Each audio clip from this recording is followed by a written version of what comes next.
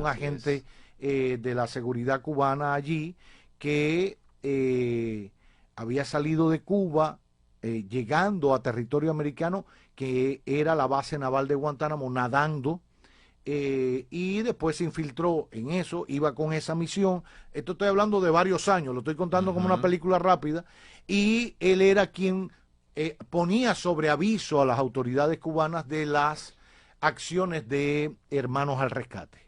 Y uno de los avisos que dio era que iba a sobrevolar, que iba a llegar a aguas territoriales o a espacio aéreo territorial, y por eso Cuba manejaba la información como otras vinculadas a los 5 espías aquellos, que fue realmente lo que llamó la atención a las autoridades de Estados Unidos, porque dijeron, bueno, ¿y cómo Cuba sabe tanto de esta historia? Y ahí empezaron a caerle atrás y a alar el hilito y dieron con los 5 espías. Pero bueno. Y que luego fueron sancionados por Estados Y Unidos. estuvieron presos en Estados Unidos, pero bueno, estaban en territorio americano, habían cometido el delito de ser espías, porque para que ustedes tengan una idea, usted puede declararse ante el gobierno de Estados Unidos como espía. El tema está en que lo haga de manera encubierta, pero si usted va y mire, yo voy a espiar para esto, no ha pasado, pero de las cosas que lo inculpan era por haberse, y entonces el delito ocurre ahí. Pero nada, viendo este contexto, ¿qué pudiera aportar esta decisión de enjuiciar, de llevar ante la justicia a Raúl Castro? ¿Un pretexto para invadir Cuba? ¿Un argumento más para seguir cercando el país? ¿O que sea el punto de inflexión para ir a una mesa de negociaciones? ¿Cómo usted lo ve? Mire, yo creo que tiene que ver precisamente con los dos últimos puntos, tanto que es un punto de inflexión para sentarlos formalmente en la mesa, resultado precisamente de todo esto que hemos estado hablando, sobre todo si hacemos una muy breve comparación, evidentemente con las diferencias que tiene con la situación de Venezuela. Fíjense que precisamente para poder extraer en su momento a Maduro había o se presentó una acusación. Algunos aquí ahora han incluso cuestionado, tienen las dudas de por qué Raúl Castro 30 años después. Y yo creo que es un punto esencial recordar de que ya había habido un proceso abierto contra los 4 o 5 miembros generales, militares involucrados en el tema. Creo que un proceso 2003 o algo por el estilo, pero en el 2006 salen estas grabaciones, muchos ya la hemos escuchado, las grabaciones de Raúl Castro, y es ahora entonces basado en eso que se imputa, se suma el nuevo, de hecho, fiscal general que entra hace poco, se estrena con esta acusación. Entonces, pero fíjense las declaraciones de Marco Rubio, unas declaraciones bastante importantes e interesantes, donde claramente le dice al pueblo, tal vez motivando, y por eso la pregunta que hacías, tal vez motivando o haciendo al menos los intentos de lo que se trató de hacer con Venezuela en su momento también, que se subieron por información, el dinero por información valiosa de Maduro, etcétera. Aquí le está diciendo al pueblo, ustedes pueden negociar con Estados Unidos, pero no con Gaesa. Gaesa, para los que nos escuchan, es básicamente el emporio económico iniciado por las fuerzas revolucionarias cubanas, que tiene ahora el control, señores, y tiene, yo creo que en casi, según unas estadísticas, creo que el Miami Herald en el 2004 casi tenía en ese momento casi 15.000 millones de dólares en cuentas. Entonces, Marco Rubio, Trump, básicamente están empujando a que haya un proceso de negociación, porque si no, ya sabemos de qué es capaz Estados Unidos, que es de extraer a Raúl Castro, que recordemos, tiene 94 años de edad. Por eso no le veo mucha utilidad a la extracción. Con Maduro yo podría soportar la idea, basado incluso en lo que dijo el mismo Trump posterior a su captura, donde él declaraba que, bueno, era imposible negociar con Maduro. Con Delcy las cosas están fluyendo, pero con Raúl, ¿qué? Es que yo lo veo a Raúl Castro diferente a Maduro, si hacemos la comparación. Ajá. Aquí el tema de Venezuela, Maduro, si bien era el mandatario, hay varias cabezas en Venezuela. Delcy Rodríguez, Padrino López en su momento, su hermano, Jorge Rodríguez. En Venezuela, eso es en Venezuela, y es la razón por la que Venezuela operativamente todavía funciona. Cuba, si bien, y yo creo que el punto aquí relevante, si bien tiene un grupo mínimo de personas, un emporio, el Gaesa o quien fuese, Raúl Castro todavía yo creo que ideológicamente representa, tal vez, no sé, qué pensarás tú, que sé que podemos conversarlo, pero Raúl Castro todavía, a mi parecer, representa algo tal vez de esa revolución de hace... Sí, bueno, de los fundadores de la revolución. Un elemento simbólico. Pero Díaz-Canel, por ejemplo, sacan a Raúl Castro, sacan a Díaz-Canel. El sistema podría sostenerse sin ellos. Yo creo que, y nosotros fuera de cámara hablábamos del pueblo cubano, ¿verdad? Del pueblo cubano, en donde se está viendo sin luz, se está viendo sin comida. ¿Por qué no reacciona? ¿Hay algún liderazgo que pudiese sustituir, controlar Cuba en caso de que rompan cabezas ahí? Yo creo que no. Bueno, realmente por lo menos no en el ala opositora. Han tratado de buscar una Delcy, evidentemente claro. se ha visto, y no funciona igual. No funciona igual Cuba y Venezuela. Yo creo que en el caso de Maduro, bueno, era un presidente en ejercicio. Extraerlo tenía un significado, ya había evidentemente una negociación con la vicepresidenta que le vino como anillo al dedo, era la sustitución constitucional que cuadraba, y ella se prestó para eso.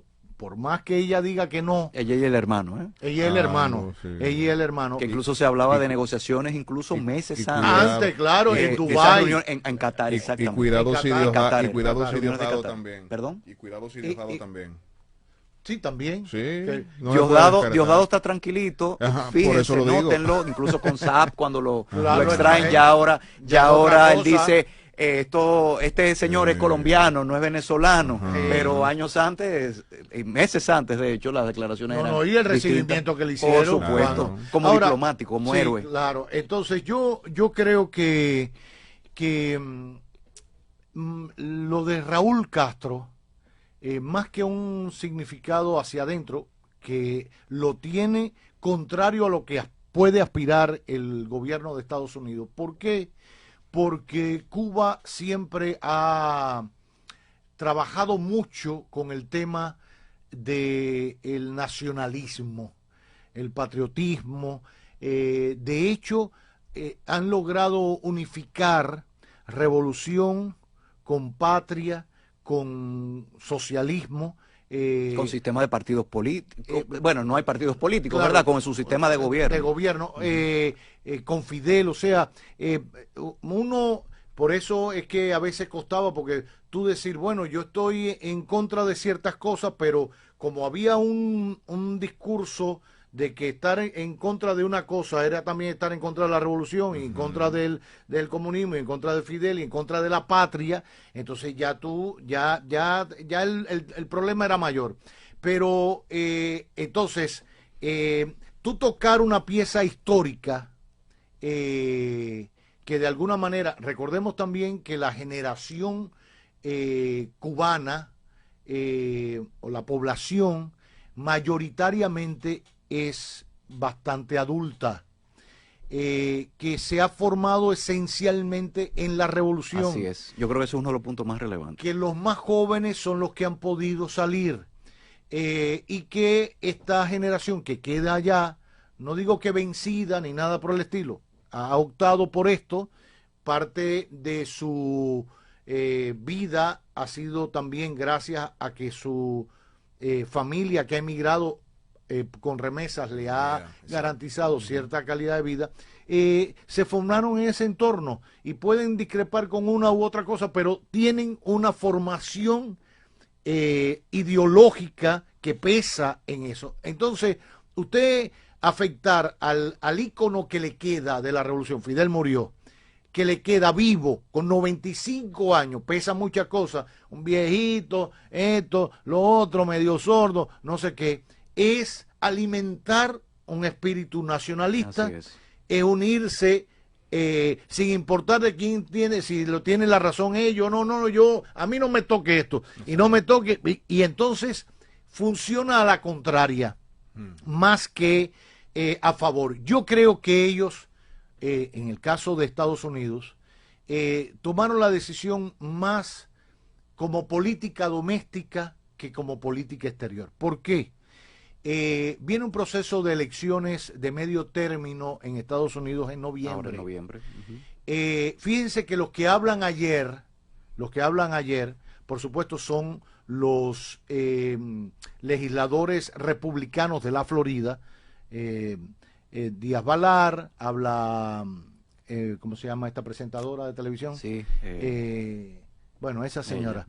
Habla Jiménez, que es otro, María Elvira Salazar, etcétera, que son republicanos, que son de origen cubano y que defienden eso. Por supuesto, eso es para ver lo que se le pega para sus elecciones de medio término que están en campaña, que están en solfa. Los republicanos no están muy bien de cara a las elecciones de medio término y pudieran perder la mayoría en ambas cámaras, cosa que sería muy difícil para gobernar a Trump. Entonces yo creo que lo hicieron un poco pensando en eso, porque el resultado tangible para Cuba no va a ser en el corto plazo. No va a ser en el corto plazo. Eso es así. No va a ser en el corto plazo. Y ahí resaltar algo que tú comentas.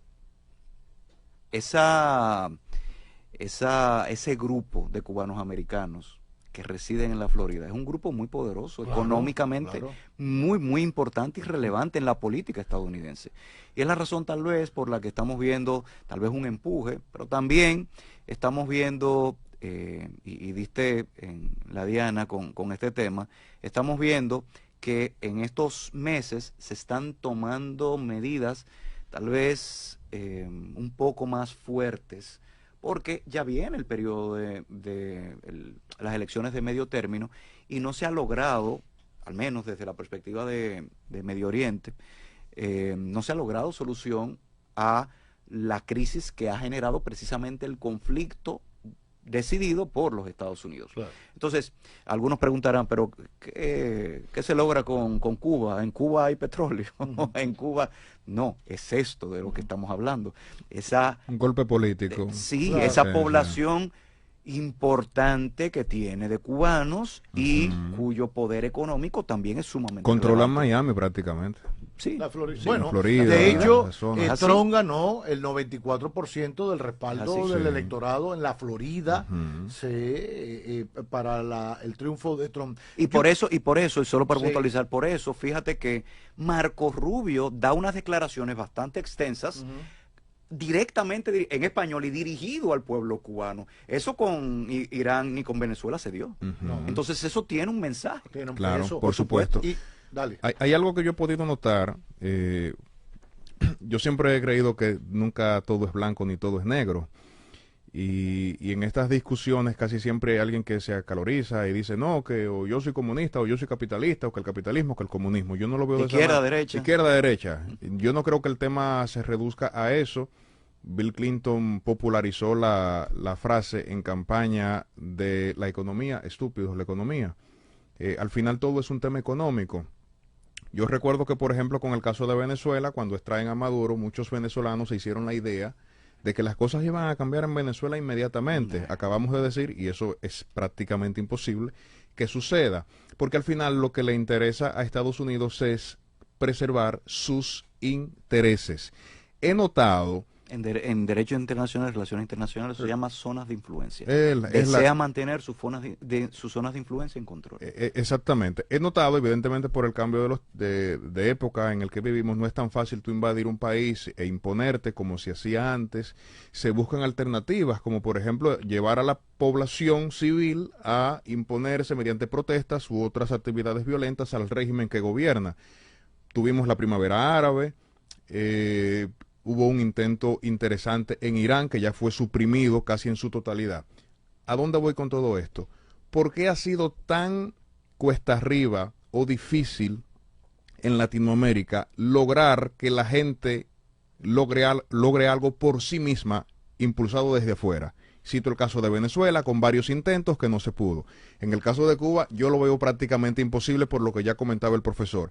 Incluyo en el paquete también a Daniel Ortega. A Ortega, ¿verdad? En Nicaragua. Nicaragua.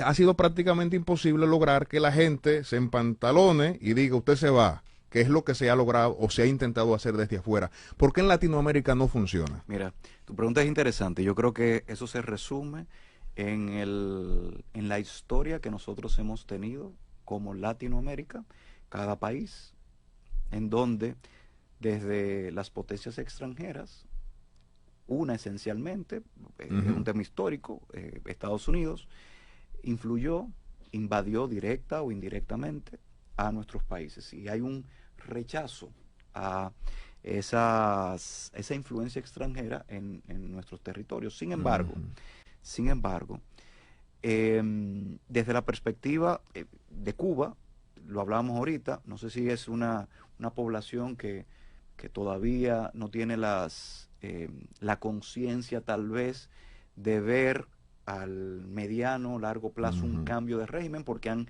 60 años o más, han nacido, se han criado, es esa juventud, como tú muy bien comentas. Y de los que se fueron nadie quiere regresar. A eso es. Entonces, contrario a lo que tal vez hemos estado viendo en Venezuela, evidentemente la mitad de tiempo, un régimen en donde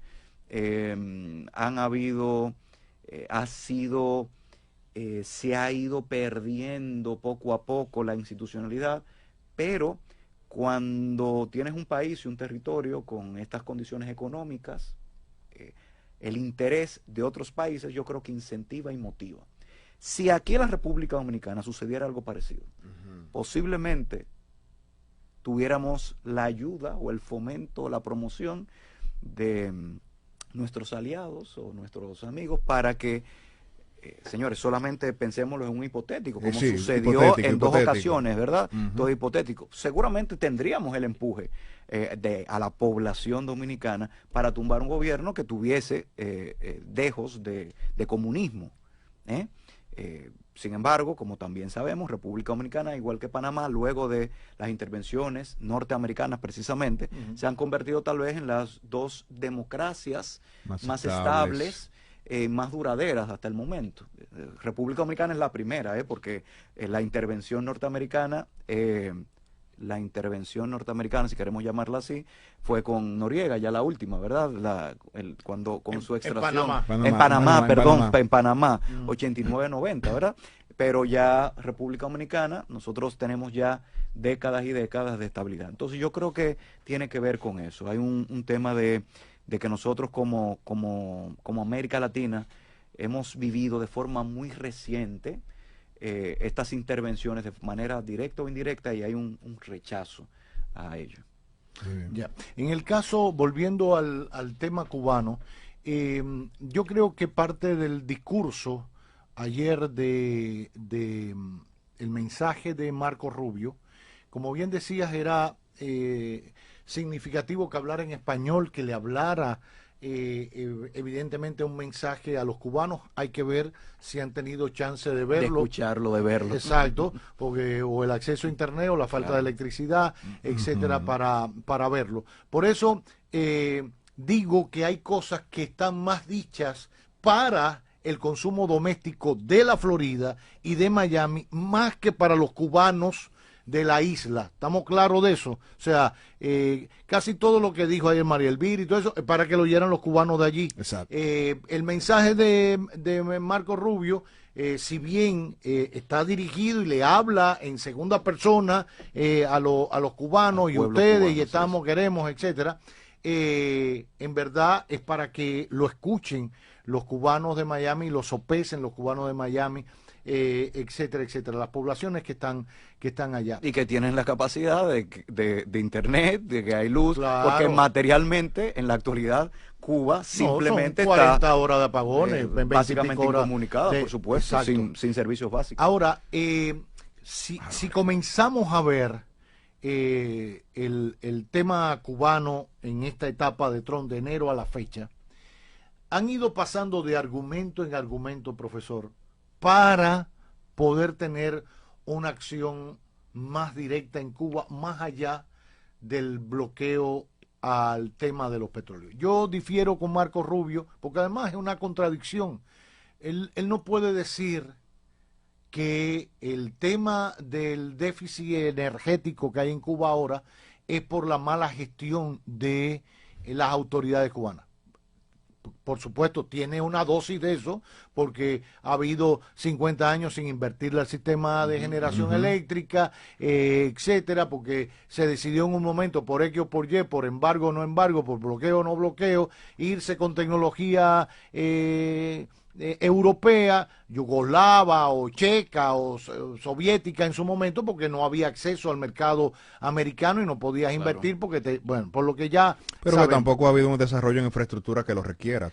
Bueno, no, pero que lo requiera, que lo requiera, sí, el desarrollo del turismo, etcétera. Pero imagínate, una planta eléctrica, la de Fenton o no sé qué, La Habana, La Guitera, viene del año 50, si tú vas a cambiarle un tornillo, generando con un petróleo local que tiene mucha carga de azufre, que le han hecho unos inventos para que aquello genere, etcétera. Es magia lo que han hecho, usted no le puede quitar ese mérito, pero es parte de la debilidad, de la eficiencia de un gobierno que no ha sabido manejar esa y otras cosas, pero no quita la parte del bloqueo, porque además hay una orden presidencial de Trump disponiendo el bloqueo petrolero de barcos. Los pocos barcos que han entrado a Cuba con petróleo, uno fue el de la Chinbound de México, que lo mandó por su falda y se buscó un lío con Trump, y el otro fue Putin, que lo mandó, pero le tuvo que pedir permiso a Trump.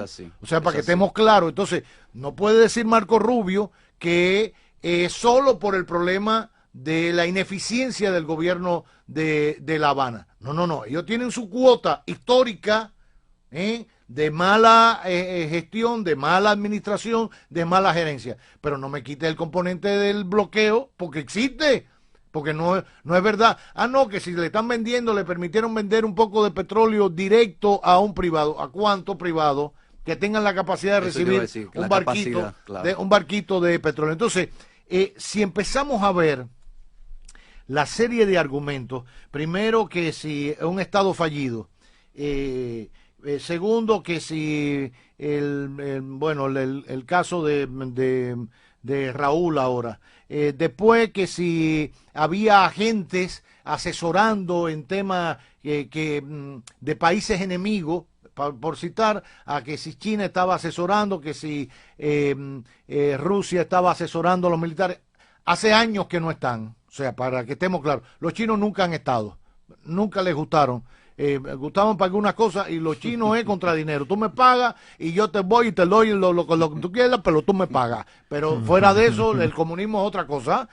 Con los rusos sí. Y lo último que hubo fue la base de Lourdes, que era una base de inteligencia y de espionaje que estaba en La Habana, y que con la caída del muro, Putin la cerró.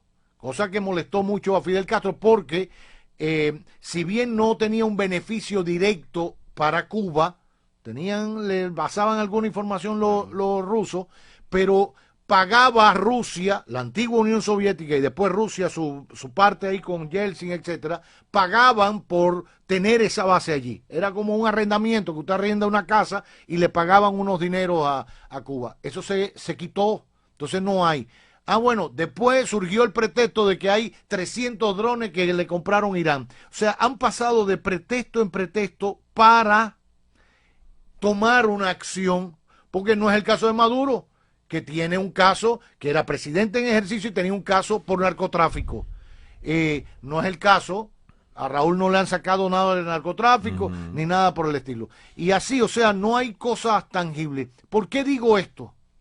Porque lo único que faltaría, y es a lo que hace referencia Marco en algún momento, Marco Rubio, es al tema de la seguridad nacional para Estados Unidos. Y usted me dirá, bueno, ¿y por qué? Por un hecho simple. Yo le comentaba ayer a unos amigos, haciendo, como ya he vivido un poquito más, y he vivido algunos momentos, por menos problemas de lo que hay ahora, profesor, por mucho menos de lo que hay ahora, en el año 94 hubo una migración masiva en Cuba desde el malecón de La Habana. O sea, no estoy hablando de que se escondían, no es que, para que ustedes estén claros, no es que salían de San Pedro para irse en Yola para Puerto Rico, escondido, esperando la noche. No, no, no, no. En un momento de situación en La Habana, económica, fuerte, pero nada que ver con lo que hoy estamos viviendo. Estamos hablando de una cosita, unos apagones en La Habana que siempre se ha priorizado. De hecho, se dice y se afirma que esa crisis es comparable, bueno, que resultado precisamente de tal vez la terminación de esa relación económica, logística con Rusia, después de la URSS, viene esta crisis que pudiésemos hoy comparar con la actual, pero que, como tú muy bien comentas, en proporciones... No tiene nada que ver, absolutamente nada que ver. Y ahí se fueron, Fidel autorizó que la gente se fuera en lo que quisiera, y abrió la frontera marítima y le dijo a Clinton, ustedes son responsables de esto.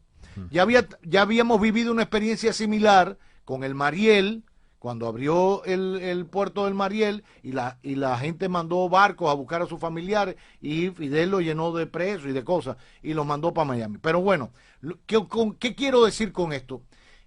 Ante esta crisis que es 4 veces mayor a la del 94, que se produzca una migración masiva a Estados Unidos, a las costas de la Florida, ahí ya hay un problema para la seguridad nacional de Estados Unidos.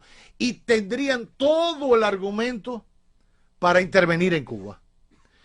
Entonces, usted decirle al pueblo, vamos a hablar, no permitan que esto siga pasando, los ineficientes son ellos, etcétera, es un poco trabajar esa motivación, caldear para el provocarlo. Lo que pasa es que es una generación que ya no creo que esté dispuesta a eso. Pero yo creo que el único pretexto que tendría el gobierno de Estados Unidos, Trump, bueno, creo que se acercó un portaaviones, una cosa ahora por el Caribe. Nimitz, creo que ayer. Exacto. Ya está, ajá.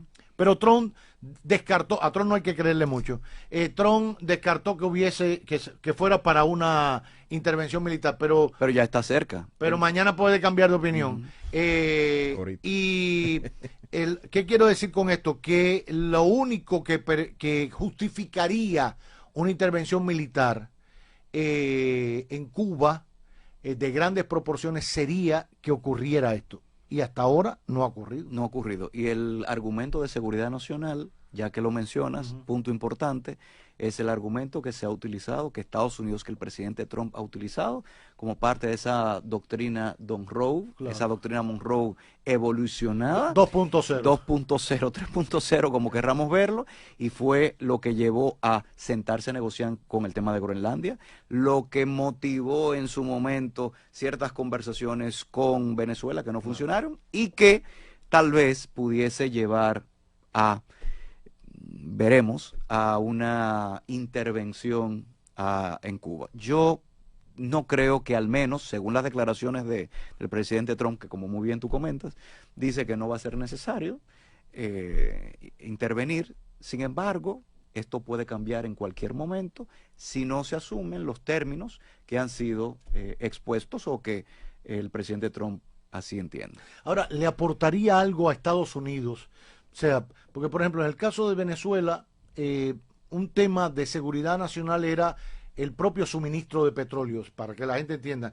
Los Estados Unidos, desde Carlos Andrés Pérez o desde antes, que apostó al tema del desarrollo del petróleo en Venezuela, el petróleo se salía y se iba a refinar a las refinerías del sur de los Estados Unidos.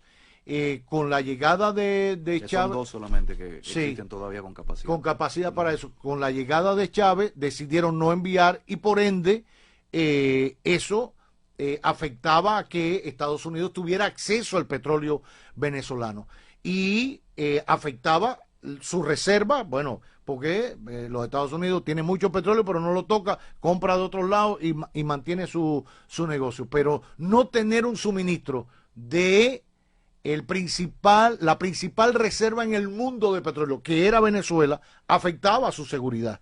Y fue uno de los pretextos para entrarle a Venezuela.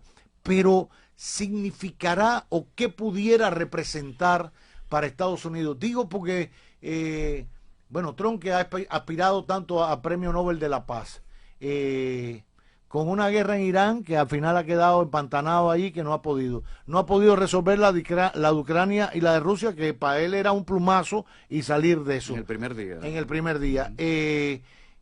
¿Cómo quedaría él, que lo que le queda es un año y medio de gobierno, para la historia? Él que piensa tanto en la historia, que acaban de inaugurar una estatua en Mar-a-Lago de oro y de cosas de esas. Mira, yo creo que eso se conecta con lo que conversábamos hace un momento. Cuba termina siendo tal vez un faro ideológico todavía remanente de las luchas de los cubanos en América Latina. Me refiero de las luchas, esas luchas revolucionarias en su momento en Cuba. Y recordemos algo para mí tal vez muy relevante.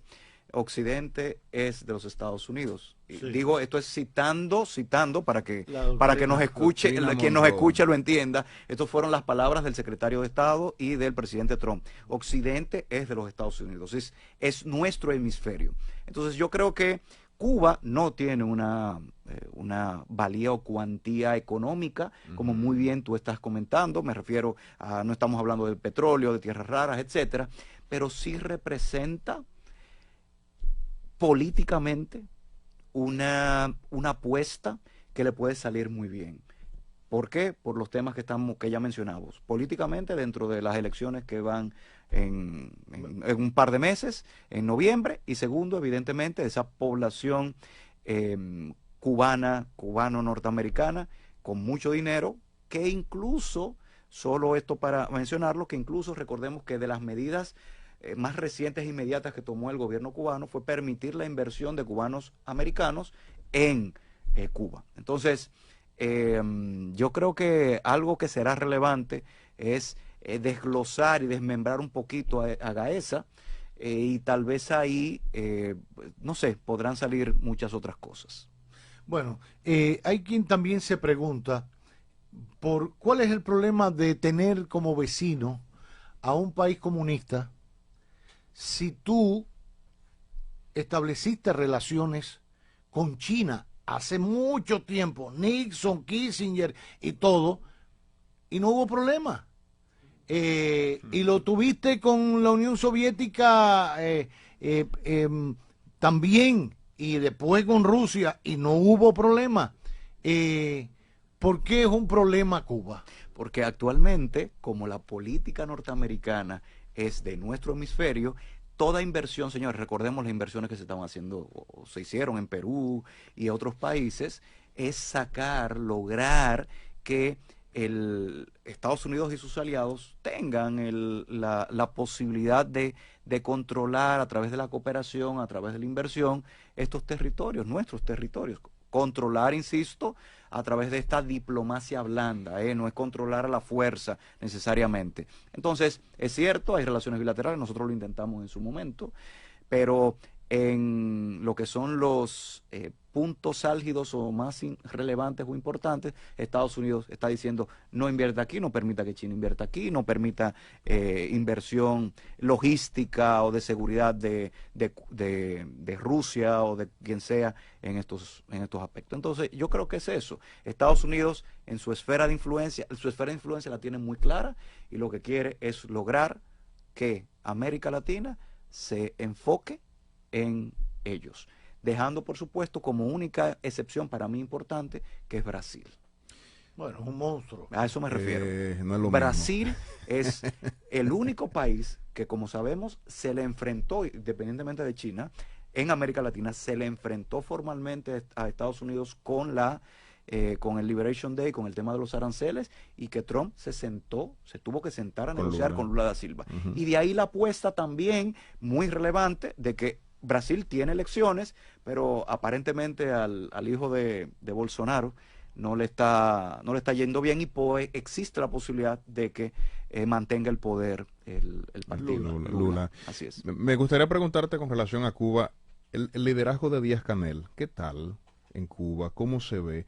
Yo lo siento, no sé. Esa pregunta es a ti, ¿qué haces? Sí, esa pregunta es a ti. No, pero tranquilo, yo desde fuera, pues yo no quiero involucrar. No, pero yo lo que quiero apuntar es algo, a partir de lo que dice, yo sigo pensando que el grave error hoy en día del tema del diferendo Cuba-Estados Unidos es verlo con el prisma de el interés doméstico. Si algo hizo Obama, y creo que se avanzó bastante, fue en ubicar el tema cubano en un tema de política exterior y tratarlo como tal. ¿Por qué? Porque al final es cierto, yo creo que Estados Unidos ha ido, se dio cuenta de que al final es una responsabilidad de ellos. El hecho de que China haya entrado a América Latina, en general, poco a poco, el megapuerto de Perú, todo lo que han hecho en Chile, lo que tienen en El Salvador con Bukele, para que estemos claros, lo que tienen en otros países, lo que tenían en Panamá con el canal, y los americanos cerraron eso. Pero fue la despreocupación histórica de Estados Unidos de su llamado traspatio, como ellos siempre le llamaron, hacia América Latina.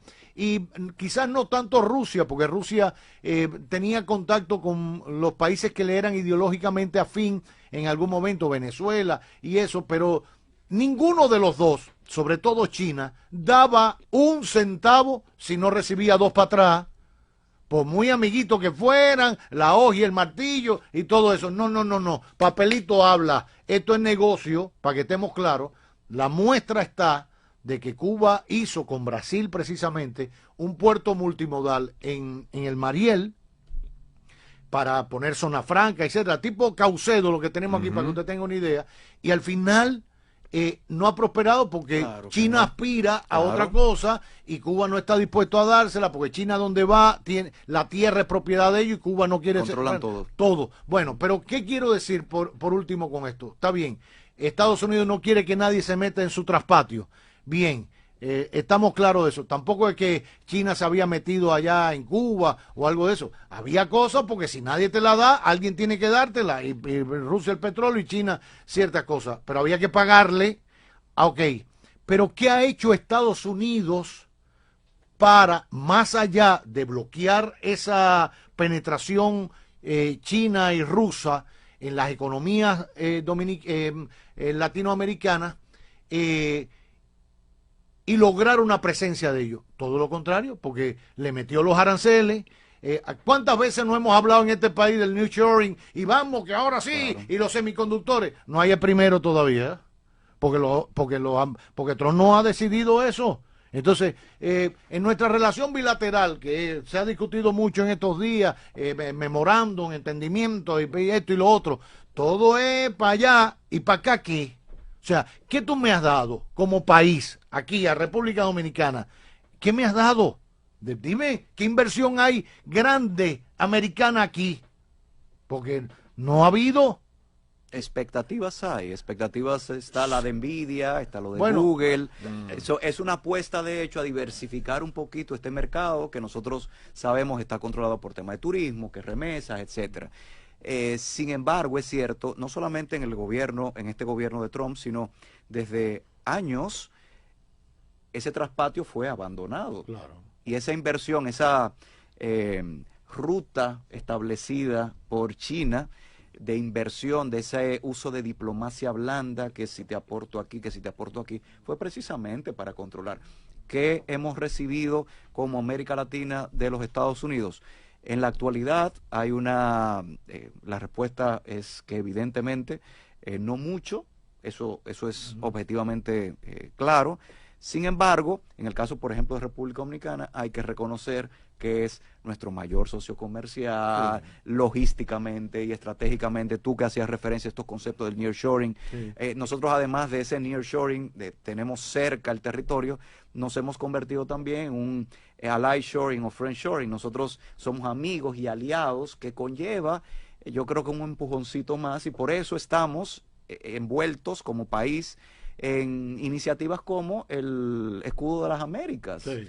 Escudo de las Américas, donde están los amigos de, puedo decirlo así, ideológicamente, los amigos del presidente Trump, y que no es una organización internacional ni una estructura formal, sino es para toma de decisiones y apoyo en ciertas iniciativas. Bien. Bueno, su perspectiva en los próximos meses con Cuba, para cerrar. Yo creo que vamos a ver un Cuba que se siente todavía más presionado en negociar. Tenemos que esperar, precisamente por la incertidumbre que deja este tema del acercamiento de este portaaviones a aguas cercanas a Cuba, pero no dejo fuera la posibilidad de que Estados Unidos, precisamente tal vez para mandar un mensaje importante ideológico, tal vez una extracción como vimos. No estoy diciendo que esto va a suceder de un momento a otro, recordemos el tiempo. 6 años le tomó a Maduro.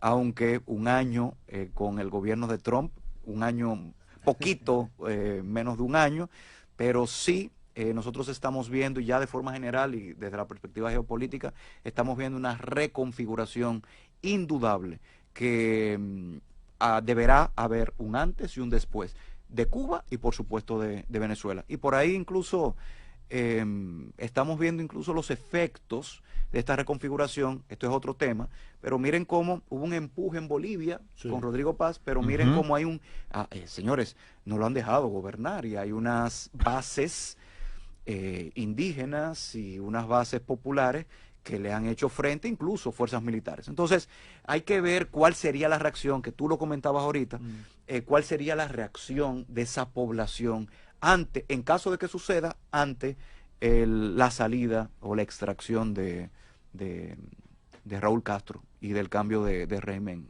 de gobierno.